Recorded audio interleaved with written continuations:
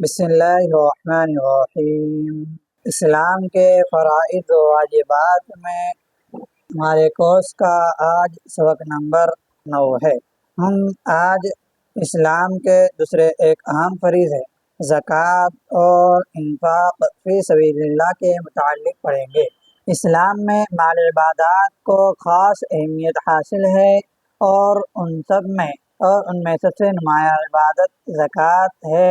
زکوٰۃ صرف ایک مالی فریضہ نہیں بلکہ ایک جامع نظام فلاح ہے جو فرد کے دل کو پاک کرتا ہے، معاشرے کو، سوسائٹی کو جوڑتا ہے اور حق تعالیٰ کی رحمتوں کا سبب بنتا ہے۔ زیر نظر سوال و جواب میں ہم انفاق فی سبیل اللہ یعنی اللہ کے راہ میں خرچ کرنے کے مختلف پہلوؤں کو آسان اور مؤثر انداز میں سمجھیں گے۔ ان سوالات میں بیان کردہ باتیں صرف فرض زکوٰۃ تک محدود نہیں بلکہ ہر اس خیراتی مالی تعاون کو شامل کرتی ہے جو اللہ کی رضا کے لیے کیا جائے۔ یعنی ہم نے آپ کو جو فائل بھیجی ہے جس میں تقریباً 35 سوالات ہے، یہ صرف فرض زکوٰۃ کے متعلق نہیں بلکہ یہ اللہ کی راہ میں، نیکی کی راہ میں خرچ کرنے، صدقہ و خیرات کرنے اور ہر طرح کی مالی مدد کو یہ شامل کرتے ہیں۔ اب سوال یہ ہے، سوال نمبر 1 ہے، اسلامی تعلیمات میں زکوٰۃ کا اطلاق صرف فرض عبادات پر ہوتا ہے یا کسی وسیع مفہوم پر؟ جواب: زکوٰۃ کا مفہوم اس باب میں محض فرض زکوٰۃ تک محدود نہیں، یعنی زکوٰۃ کا مفہوم محض فرض زکوٰۃ تک محدود نہیں، یہاں اس سے مراد ہر قسم کا انفاق ہے، یعنی وہ خرچ جو اللہ کی رضا کے لیے کیا جائے، چاہے وہ خرچ اپنے گھر والوں پر ہو، اپنے رشتہ داروں پر ہو، اپنے دوست و احبابوں پر ہو، چاہے غریبوں اور محتاج اور مساکین پر ہو۔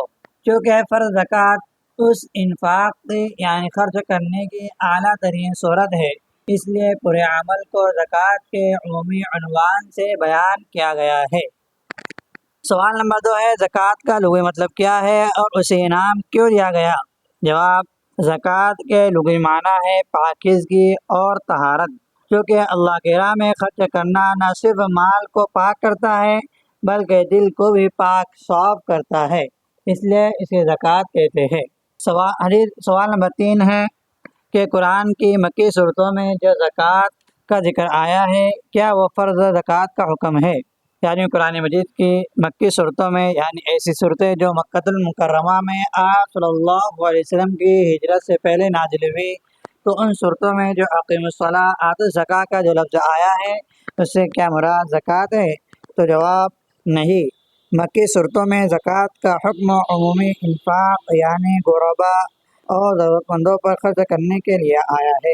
اصطلاحی اور فرض زکوٰۃ کا باقاعدہ حکم ہجرت کے بعد سن ہجری 2 میں نازل ہوا، یعنی آپ صلی اللہ علیہ وسلم کی ہجرت کے 2 سال کے بعد یا ہجرت کے دوسرے سال یہ زکوٰۃ کا اصطلاحی حکم فرض زکوٰۃ کا حکم آیا ہے۔ تو یہ ہے کہ مکی صورتوں میں جو زکوٰۃ کا حکم ہے وہ عمومی یعنی نفلی صدقہ و خیرات کے بارے میں ہے، فرض و واجب صدقات کے بارے میں نہیں۔ سوال نمبر 4 ہے کہ اسلام میں انفاق فی سبیل اللہ یعنی اللہ کی راہ میں خرچ کرنے کو کتنے مقاصد کے لیے ضروری قرار دیا گیا ہے؟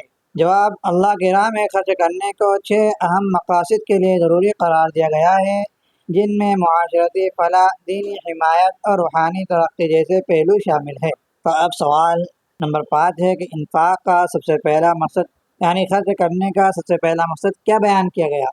جواب: سب سے پہلا اور بنیادی مقصد یہ ہے کہ ضرورت مندوں کی حاجت روائی ہو۔ جب کوئی محتاج اپنی ضرورت اللہ تعالیٰ کے سامنے پیش کرتا ہے تو شانو کسی اہل دل کو اس کی مدد کے لیے الہام فرماتا ہے۔ یعنی اسلام میں خرچ کرنے کا پہلا مقصد جو ہے نفلی صدقہ و خیرات، اور فرض صدقہ و خیرات کا جو پہلا مقصد جو ہے تو وہ حاجت مندوں کی، ضرورت مندوں کی حاجت روائی یعنی ان کی ضرورت کو پورا کرنا ہے۔ اب یہاں پہ سوال یہ ہوا کہ اگر کوئی شخص اللہ کے الہام سے یعنی اللہ تبارک و تعالیٰ کی طرف سے دل میں بات ڈالنے سے کسی ضرورت مند کی مدد کرے تو اس کے نتیجے میں کیا ملتا ہے؟ جواب: ایسا شخص اللہ تعالیٰ کی رحمتوں اور برکتوں کا مستحق بن جاتا ہے اور اس پر ہر جانب سے فضل و عنایت کا نزول ہوتا ہے۔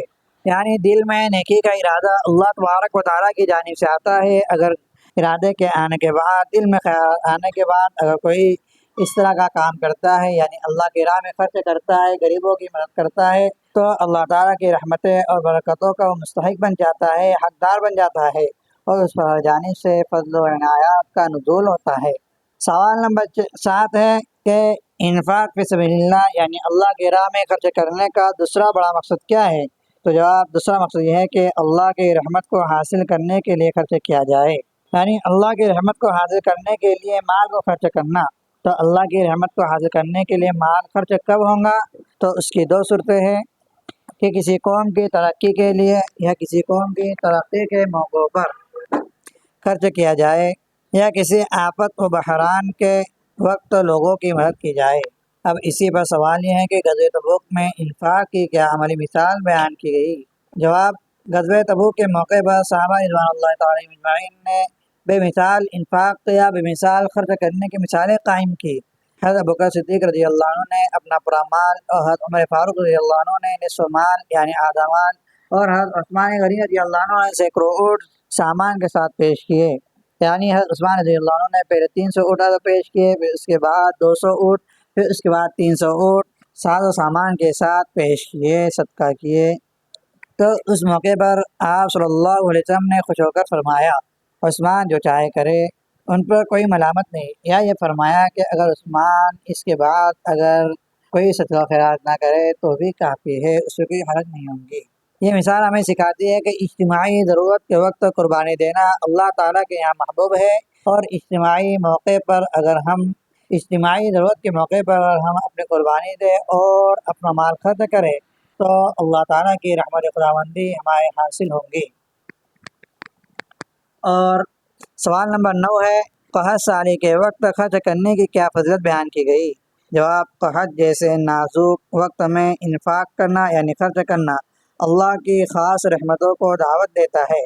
یہ وقت کا تقاضا ہوتا ہے اور اس میں خرچ کرنا عام دنوں کے مقابلوں میں زیادہ اجر کا باعث بنتا ہے۔ یہ ہمیں سکھاتا ہے کہ مشکل وقت میں مدد کرنا صرف سماجی کام نہیں بلکہ دینی فریضہ ہے، کہ حدیث کے اندر آپ صلی اللہ علیہ وسلم نے فرمایا وَأَطْعِمُ الْجَائِعَ کہ بھوکوں کو کھانا کھلاؤ۔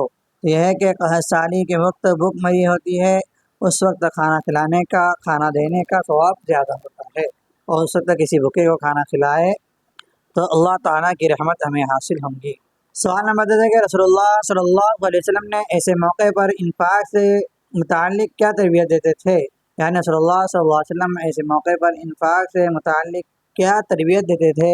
تو جواب کہ نبی کریم صلی اللہ علیہ وسلم خاص موقعوں کو بنیاد بنا کر عام اصول بیان کر دیتے تاکہ مومنین جان لیں کہ مخصوص حالات میں انفاق کرنا، خرچ کرنا کتنا محبوب عمل ہے، وہ اس پر ایمان لاتے، عمل کرتے اور اللہ کا وعدہ سچا پاتے۔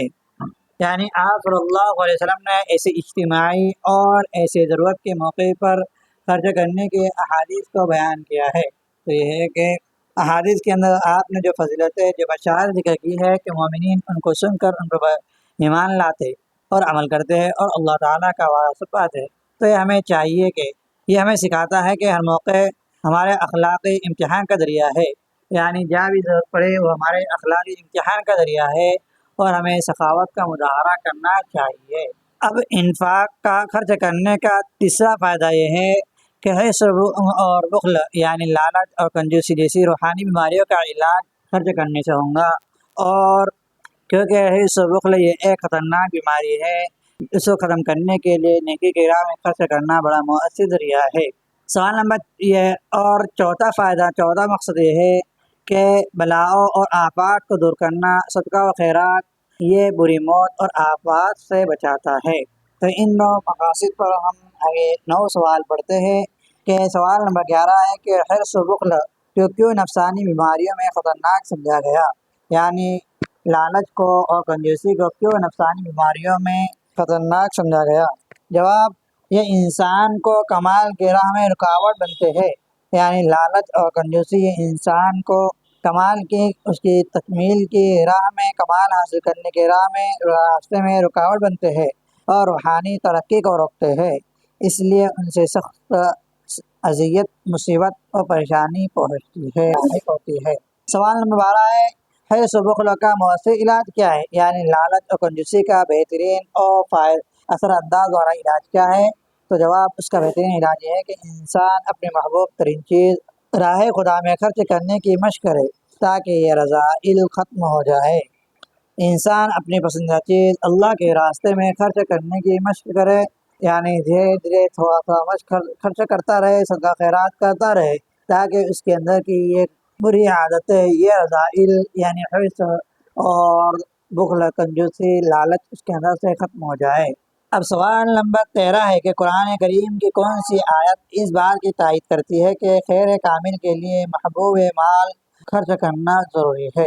یعنی انسان کے اندر سے جب حرص و بخل اور لالچ کی بیماریاں دور ہوں گی تو اسے خیر کامل حاصل ہوگی، تو خیر کامل کے لیے، اسے حاصل کرنے کے لیے مال خرچ کرنا، محبوب مال خرچ کرنا ضروری ہے۔ یہ کس آیت سے یہ بات ثابت ہو رہی ہے؟ کس آیت سے اس کی تائید ہو رہی ہے؟ تو جواب سورہ آل عمران یہ آیت نمبر 92 میں فرمایا گیا، لن تنالوا البر حتی تنفقوا مما تحبون، کہ تم ہرگز خیر کامل کو، کامل نیکی کو حاصل نہیں کر سکتے یہاں تک کہ تم اپنی پیاری چیز راہ خدا میں خرچ کرو۔ سوال نمبر 14 ہے کہ اگر کوئی شخص حرص و بخل کے باوجود خرچ نہ کرے تو اس کا کیا انجام ہوگا؟ یعنی اس کے اندر لالچ اور بخل اور کنجوسی کی بیماری ہے اور اس کے باوجود وہ خرچ نہیں کرتا تو اس کا کیا انجام ہوگا؟ تو جواب یہ بیماریاں اس کے نفس میں باقی رہ جائیں گی اور آخرت میں یہ بیماریاں مجسم ہو کر اسے نقصان پہنچائیں گی، جیسا کہ بخاری شریف کی روایت کے مطابق وہ گنج صاحب کی شکل اختیار کر لیں گی۔ یعنی اگر آدمی مال خرچ نہیں کرے گا، زکات ادا نہیں کرے گا، تو حدیثوں کے اندر ذکر یہ ہے کہ اگر آدمی اپنے مال کو خرچ نہیں کرتا ہے تو وہ ایک گنجا صاحب بن جاتا ہے اور گنجا صاحب بن کر وہ اس کو لپیٹیں گا اور اسے ڈھسیں گا۔ تو یہی ہے کہ اگر مال خرچ نہیں کرے گا تو یہ مال یہ مجسم ہو کر اسے نقصان پہنچائے گا۔ سوال نمبر 15 ہے کہ کون سی حدیث میں بتایا گیا کہ نہ خرچ کیے جانے والے مال قیامت میں نقصان دہ ہوں گے؟ تو جواب مشکوٰۃ شریف کتاب الزکوٰۃ حدیث نمبر 1774 میں بیان کیا گیا کہ اگر مال خرچ نہ کیے گئے تو قیامت میں انسان کے لیے نقصان دہ ہوں گے، ضرر رسا بنیں گے۔ سوال نمبر 16 ہے کہ اگر کسی نے اونٹوں کی زکوٰۃ نہیں دی تو قیامت کے دن اس کا کیا انجام ہوگا؟ جواب مسلم شریف کی طویل حدیث جو مشکوٰۃ شریف میں 1773 کے ہے کے مطابق ایسے شخص کو چکنے میدان میں منہ کے بل لٹایا جائے گا اور اونٹ اس پر کچل کر اسے رگڑیں گے۔ یعنی اونٹوں کی اگر اونٹ ہے اور زکوٰۃ ان پر فرض ہے اور زکوٰۃ ادا نہیں کرتا ہے تو قیامت کے دن اسے اونٹ کے ذریعے ہی عذاب دیا جائے گا۔ سوال نمبر 17 ہے کہ مال یعنی سونا چاندی کی زکوٰۃ نہ دینے والوں کے لیے کیا وعید ذکر کی گئی ہے؟ جواب سورہ توبہ کی آیت نمبر 34 اور 35 میں فرمایا گیا کہ ایسے لوگ جو سونا چاندی جمع کرتے ہیں اور اسے اللہ کے راستے میں خرچ نہیں کرتے، یعنی ان کی زکوٰۃ نہیں نکالتے، ان کے مال کو دوزخ کی آگ میں تپایا جائے گا اور ان کے جسم پر داغا جائے گا۔ سوال نمبر 18 ہے کہ انفاق فی سبیل اللہ یعنی اللہ کے راستے میں نیکی کے راہ میں خرچ کرنا بلاؤں اور مصیبتوں کو کس طرح ٹال دیتا ہے؟ جواب کبھی عالم مثال میں کسی کی موت یا بلا کا فیصلہ ہوتا ہے، مگر اگر وہ شخص مال کی بڑی مقدار اللہ کے راستے میں خرچ کرے اور نیک لوگ اس کے لیے دعا کرے تو یہ فیصلہ رک سکتا ہے، برائے ٹل سکتی ہے۔ یعنی حدیث پاک میں تقدیر کی دو قسم ذکر کی گئی ہے، تقدیر معلق، تقدیر مبرم۔ تقدیر مبرم جو کسی بھی حالت میں آگے پیچھے نہیں ہوتی، اور تقدیر معلق یہ دو طرح کے اختیار والی ہوتی ہے کہ بندے نے اگر یہ کام کیا تو اس کا یہ کام ایسا ہوگا، اگر اس نے کام نہیں کیا تو اس کا کام ایسا ہوگا، یعنی دو طرح کی باتیں۔ تو یہ انسان کے اختیار پر، انسان کے عمل پر موقوف ہوتی ہے۔ تو یہ ہے کہ اگر انسان کے لیے تقدیر معلق کے اندر بلا اور مصیبت لکھی ہے تو اس کے ساتھ کہا ہوگا کہ اگر اس نے نیک اعمال کیے، صدقہ خیرات کیا، دعائیں کی تو اس کی بلا اور مصیبت ٹل جائیں گی، لیکن اگر اس نے نیک اعمال نہیں کیے، صدقہ خیرات نہیں کیا اور دعائیں نہیں کروائی تو اس کی مصیبتیں بڑھ جائیں گی، ختم نہیں ہوں گی۔ تو یہی بات ہے کہ کبھی عالم مثال میں کسی کی موت یا بلا کا فیصلہ ہو جاتا ہے، مگر اگر وہ شخص مال کی بڑی مقدار اللہ کے راستے میں خرچ کرے اور نیک لوگ اس کے لیے دعا کرے تو یہ فیصلہ رک سکتا ہے اور بلائیں ٹل جاتی ہے۔ حدیث نمبر 19 ہے، دعا اور نیکی کا قضائے الہی پر کیا اثر پڑے گا؟ یعنی جب ہم نے ذکر کیا ہے کہ دعا اور نیکی سے بلائیں ٹلتی ہے، تو اللہ تبارک و تعالیٰ کے فیصلے اور قضائے الہی پر اس کا کیا اثر پڑے گا؟ تو جواب ہے کہ ترمذی شریف کی روایت جو مشکوٰۃ شریف میں کتاب الدعوات اور حدیث نمبر 2233 نمبر پر ہے کے مطابق دعا ہی قضائے الہی کو پھیرتی ہے اور نیکی ہی عمر میں زیادتی کرتی ہے۔ یعنی آپ صلی اللہ علیہ وسلم نے فرمایا کہ تقدیر کو کوئی چیز نہیں روک سکتی سوائے دعا کے، یعنی وہ تقدیر کو پھیرنے سے مراد یہ ہے، تقدیر کو بدلنے سے مراد یہ ہے تقدیر معلق، تقدیر مبرم نہیں۔ تقدیر معلق اور مبرم کی مثال ہم نے پہلے پڑھ لیے ہے۔ اور نیکی ہی عمر کو بڑھاتی ہے، تو اس میں بات یہ ہے کہ نیکی در حقیقت عمر کو اس طرح نہیں بڑھاتی کہ 40 سال کی عمر کو 50 سال کر دے یا 60 سال کر دے، بلکہ اس طرح بڑھاتی ہے کہ آدمی 40 سال کی عمر پائے تو 60 سال 80 سال کا 40 سال میں کام کر کے چلا جائے، یعنی اس کی عمر میں برکت ہو جاتی ہے، زندگی کے کاموں میں برکت ہو جاتی ہے۔ یہ ہم نے ابھی تک 19 سوال پڑھے، اب ہم آگے کے سوالوں میں انفاق کے 5ویں اور 6ویں مقاصد کے متعلق پڑھیں گے۔ انفاق یعنی خرچ کرنے کا 5واں فائدہ ہے گناہوں سے حفاظت کے لیے، اور 6واں فائدہ ہے خاندان اور معاشرے کی خبر گیری کے لیے، یعنی گناہوں کی حفاظت کے لیے ہے کہ آپ بھی خرچ کرے، اپنے مال کو زیادہ کرے۔ تو اب سوال یہ ہے کہ اگر کوئی شخص بار بار ایک ہی گناہ کا ارتکاب کرتا ہے تو اس کے لیے مؤثر علاج کیا ہو سکتا ہے؟ یعنی ایک گناہ بار بار کر رہا ہے تو اس کے لیے فائدہ مند علاج کیا ہوگا؟ تو جواب یہ ہے کہ ایسی صورت میں بہترین علاج یہ ہے کہ وہ شخص اس گناہ کا اچھا خاصا مالی تعاون خود پر لازم کرے، یعنی اس گناہ کا اچھا خاصا جرمانہ اپنے اوپر لازم کرے۔ جب وہ دوبارہ گناہ پر آمادہ ہو تو تاوان کا تصور اسے روک دے گا، جرمانے کا تصور، جرمانے کی فکر اسے روک دیں گی۔ تو سوال یہ ہے کہ سوال نمبر 21 ہے کہ انسان کی فطرت میں ایسا کیا ہے جو گناہ سے بچنے میں مدد دیتا ہے؟ یعنی مال کو خرچ کرنے کے بارے میں کیا خاصیت ہے کہ وہ انسان کو گناہ سے بچنے میں مدد دیتا ہے؟ تو جواب انسان چھڑی تو برداشت کر لیتا ہے، مار مصیبت پریشانی برداشت کر لیتا ہے، لیکن پیسہ دینا اس پہ گرا ہوتا ہے، اس لیے مالی تعاون نفس کو گناہ سے روکنے میں مؤثر ہوتا ہے۔ یعنی جس کو ایک ہم محاورے میں ذکر ہے، چمڑی چلی جائے لیکن دمڑی نہ جائے، یعنی چمڑی چلی جائے انسان کی جسم کو نقصان پہنچ جائے، دمڑی نہ جائے لیکن پیسہ نہ جائے، پیسہ نہ چھوٹے، اور پیسے کا چھوٹنا اسے گرا گزرتا ہے۔ اس لیے مالی تعاون کو نفس کو گناہ سے روکنے میں مؤثر ذریعہ ہوں گا کہ اگلی مرتبہ گناہ کرتے ہوئے سوچیں گا کہ اگر میں نے گناہ کیا تو مجھے اتنی رقم صدقہ کرنا پڑے گی۔ سوال نمبر 22 ہے، کیا شریعت نے گناہوں پر مالی تاوان کا، مالی جرمانے کا، مالی دم کا کوئی مثال دی ہے؟ تو جواب جی ہاں، شریعت نے کئی گناہوں کے کفارے متعین کیے ہیں۔ مثلاً حاجت ہے میں بیوی سے صحبت کر لیں، ہم بستری کرنے پر 1 دینار یعنی 100 دینار صدقہ کرنے کا حکم ترمذی شریف میں موجود ہے۔ سوال نمبر 23 ہے، کیا مالی تاوان، مالی جرمانہ صرف شرعی کفاروں تک محدود ہے؟ جواب نہیں، بعض تاوان رضاکارانہ بھی ہو سکتے ہیں۔ مثلا اگر کوئی شخص غیبت سے بچنا چاہے یا تہجد کی پابندی کرنا چاہے تو وہ خود پر جرمانہ لازم کر سکتا ہے تاکہ وہ نفس اس پر آمادہ نہ ہو۔ سوال نمبر 24 ہے کہ ایسے کن روزمرہ گناہوں یا نیکیوں میں مالی جرمانے کا طریقہ مؤثر ہو سکتا ہے؟ جواب، اگر کوئی شخص غیبت سے بچنا چاہتا ہے تو غیبت ہونے پر جرمانہ طے کر دے، یا اگر تہجد کی پابندی کرنا چاہتا ہے تو تہجد چھوٹنے پر جرمانہ ادا کرے۔ یہ طریقہ نفس کو قابو کرنے کے لیے مفید ہے۔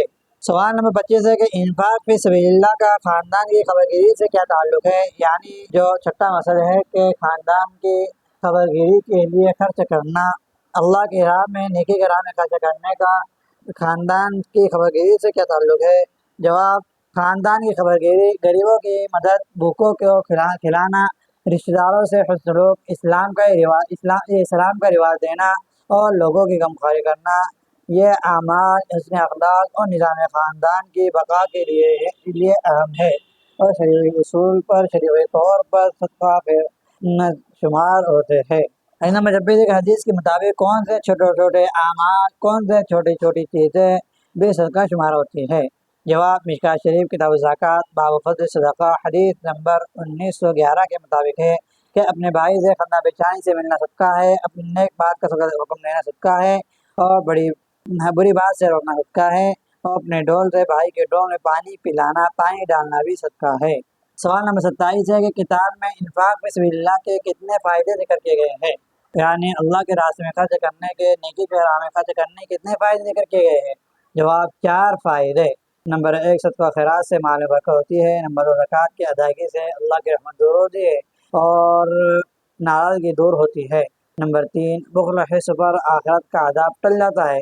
اور نمبر 4 ملائکہ اعلیٰ کے فرشتے صدقہ دینے والے کے لیے دعا کرتے ہیں۔ یہ سوال نمبر 28 ہے کہ زکوٰۃ یا صدقہ و خیرات سے مال پر کیا اثر پڑتا ہے؟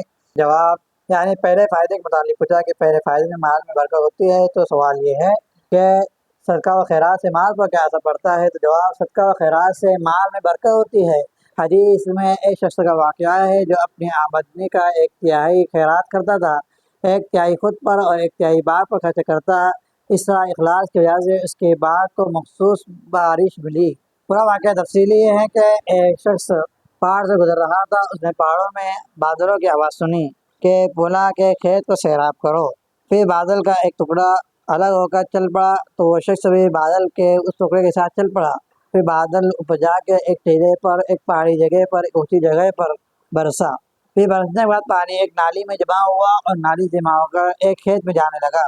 بندہ اس نالی کے پیچھے پیچھے اس کھیت تک پہنچا اور کھیت تک پہنچنے کے بعد دیکھا کہ ایک آدمی پھاڑا لیے کھیت کو پانی دے رہا ہے۔ اس بندے نے اس سے پوچھا کہ آپ کا نام کیا ہے؟ تو کھیت والے نے نام بتایا، تو وہی نام تھا جو اس نے بادلوں میں سنا تھا۔ تو کھیت والے نے پوچھا کہ تم نے نام کیوں دریافت کیا ہے؟ تو اس نے کہا کہ میں نے اس طرح سنا ہے، اب تم مجھے بتاؤ کہ تمہارا کیا عمل ہے؟ تو کھیت والا کہتا ہے اب میرا راز فاش ہو چکا ہے، تو میں آپ کو بتا دیتا ہوں کہ میں اپنے پیداوار کے، اپنے منافع کے 3 حصے کرتا ہوں۔ ایک حصہ میں اپنے گھر کے خرچ کے لیے رکھتا ہوں، ایک حصہ اللہ کے راہ میں خرچ کر دیتا ہوں، ایک حصہ اس کھیت کے مال کے لیے خرچ کرتا ہوں، باغ پر خرچ کرتا ہوں۔ تو یہ ہے کہ جب ایک حصہ جو صدقہ خیرات کر دیتا ہے تو اس کے صدقہ خیرات کرنے کی وجہ سے اللہ تعالیٰ نے اس کے مخصوص بارش نصیب فرمائی۔ تو اسی طرح جس طرح اس کے باغ میں برکت ہوئی، اسی طرح صدقہ خیرات کرنے والے کے مال میں برکت ہوتی ہے۔ اب دوسرے فائدے کو لے کر سوال ہے کہ زکوٰۃ دینے سے اللہ تعالیٰ کے ساتھ بندوں کے تعلق پر کیا اثر ہوتا ہے؟ جواب زکوٰۃ کی ادائیگی سے اللہ کی رحمت بندے پر نازل ہوتی ہے اور اس کی ناراضگی دور ہوتی ہے۔ پھر اسی سوال یہ ہے کہ حدیث شریف میں صدقے کے کون سے 2 اہم فائدے بیان کیے گئے؟ جواب حدیث شریف میں ترمذی شریف کے مطابق صدقے کے 2 فائدے ذکر کیے۔ نمبر 1 صدقہ اللہ کے غصے کو بجھاتا ہے۔ نمبر 2 صدقہ بری موت کو ہٹاتا ہے۔ سوال نمبر 31 ہے کہ زکوٰۃ بخل و حرص سے متعلق آخرت کے کس عذاب کو ہٹاتی ہے؟ جواب زکوٰۃ حرص بخل کی روحانی بیماریوں کو ختم کرتی ہے، اس لیے ان سے پیدا ہونے والا عذاب بھی آخرت میں ٹل جاتا ہے۔ سوال نمبر 32 ہے کہ فرشتے صدقہ و خیرات کرنے والوں کے لیے دعا میں کیا دعائیں کرتے ہیں؟ جواب ہر صبح 2 فرشتے نازل ہوتے ہیں، ایک کہتا ہے اللہ قرض اڑنے والے کو نعمت بدل عطا فرما، دوسرا کہتا ہے اے اللہ روکنے والے کے مال کو تباہ کر دے۔ سوال نمبر 33 ہے کیا زکوٰۃ صرف امت محمدیہ پر فرض ہے؟ جواب نہیں، زکوٰۃ وہاں انبیاء کی امتوں پر فرض تھی جیسا کہ نماز، البتہ مقدار اور احکام میں فرق رہا ہے۔ اب ہم آخری 2 سوال پڑھتے ہیں۔ نمبر 1 زکوٰۃ ادا نہ کرنے کا دنیاوی اور اخروی نقصان کا کیا سبب ہوتا ہے، کیا سبب بنتا ہے؟ جواب دنیاوی نقصان کہ اللہ تعالیٰ کی برکت اٹھا لی جاتی ہے، مال میں بے برکتی پیدا ہوتی ہے، ایسے افراد پر قحط سالی، خشک سالی اور مالی بحران نازل ہوتے ہیں، اور حدیث کے مطابق جو قوم زکوٰۃ نہیں دیتی اس پر آزمائشیں نازل ہو جاتی ہے۔ اور زکوٰۃ کا آخری فائدہ یہ ہے، اخروی فائدہ یہ کہ قرآن مجید کی سورہ توبہ آیت نمبر 34 اور 35 میں کہ زکوٰۃ نہ دینے والوں کو کے مال کو دوزخ کی آگ میں تپایا جائے گا اور ان کی پیشانی، پہلو اور پیٹھ پر داغا جائے گا۔ بخاری شریف کی حدیث نمبر 1403 کے مطابق ایسا مال قیامت کے دن گنج صاحب کی صورت میں ظاہر ہوگا جو اس شخص کے گلے کا توق بن جائے گا۔ اب سوال نمبر 35 ہے کہ انفاق فی سبیل اللہ یعنی اللہ کے راستے میں خرچ کرنے کا نفسیاتی فوائد کیا ہے؟ تو جواب انفاق فی سبیل اللہ صرف مالی فائدہ نہیں دیتا بلکہ انسان کی شخصیت پر گہرے اثر ڈالتا ہے، دل کو سکون دینے والا شخص روحانی اطمینان پاتا ہے۔ سوال نمبر یہ اور دوسرا فائدہ ہے کہ حیث بخلا کا خاتمہ ہوتا ہے، یعنی انسان مادہ پرستی سے نکل کر سخاوت کی طرف آتا ہے۔ اور تیسرا فائدہ ہے کہ خود میں اعتمادی کا اضافہ، کہ مدد دینے کا احساس اعتماد کو بڑھاتا ہے۔ اور نمبر 4 کہ اللہ سے قرب بندے کی رضا کے لیے بنتا ہے، جس سے اللہ تعالیٰ مضبوط ہوتا ہے۔ اور نمبر 5 معاشرتی خوشی، یعنی لوگ دعائیں دیتے ہیں جو نفس پر خوشگوار اثر ڈالتی ہے۔ ہم نے آج کے سبق میں زکوٰۃ کے اندر انفاق فی سبیل اللہ، یعنی اللہ کی راہ میں، نیکی کی راہ میں خرچ کرنا، غریبوں کی مدد کرنا، اس کے 6 اہم مقاصد اور 4 اہم فائدوں کو پڑھا ہے۔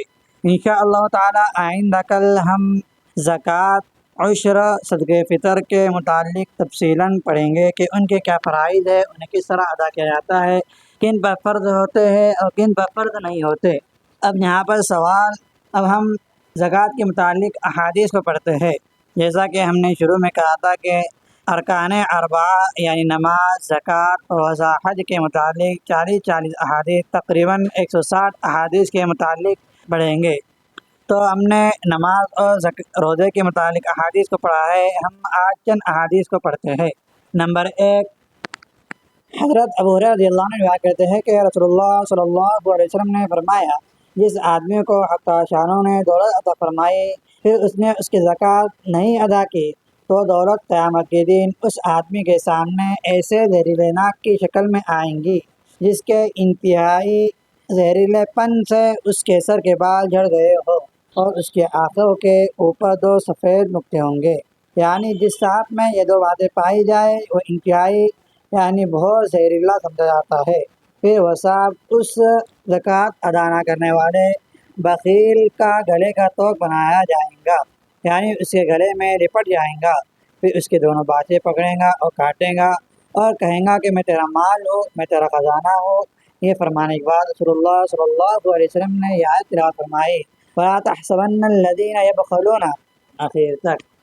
تو اس حدیث میں زکوٰۃ ادا نہ کرنے کی سزا کا ذکر ہے۔ اور پھر دوسری حدیث ہے کہ سرکار دو عالم صلی اللہ علیہ وسلم کے بارے میں تمہارا ابن جندب فرماتے ہیں کہ رسول اللہ صلی اللہ علیہ وسلم ہم کو حکم دیا کرتے تھے، ہم ہر اس چیز میں سے زکوٰۃ نکالے جو ہم نے خرید و فروخت یعنی تجارت کے لیے مہیا کی ہو۔ تو یہ ہے کہ تجارت یعنی بزنس کے لیے جو چیز، جو سامان ہے، ان پر زکوٰۃ فرض ہے۔ حدیث نمبر 3 ہے کہ عائشہ رضی اللہ عنہا روایت کرتے ہیں کہ میں نے رسول اللہ صلی اللہ علیہ وسلم کو یہ فرماتے ہوئے سنا کہ آپ صلی اللہ علیہ وسلم فرما رہے تھے کہ ہماری زکوٰۃ جب تک دوسرے مال میں مخلوط نہیں ہوگا، دوسرے مال میں نہیں ملے گا تو ضرور تباہ کر دیں گا۔ یعنی ہماری زکوٰۃ ادا نہیں کی جائے، یعنی مال کی زکوٰۃ کا 40واں حصہ ادا نہ کیا جائے تو پھر مال دوسرے مال کو تباہ و برباد کر دیں گا، پھر زکوٰۃ ادا نہ کرنے کا وبال ہے۔ حدیث نمبر 4 ہے کہ حضرت ام سلمہ رضی اللہ عنہ فرماتی ہے کہ میں سونے کے اوزا یعنی ایک خاص زیور کا نام ہے پہنتی تھی، میں نے ان کے بارے میں رسول اللہ صلی اللہ علیہ وسلم سے دریافت کیا، یا رسول اللہ کیا یہ بھی اس کنز میں داخل ہے؟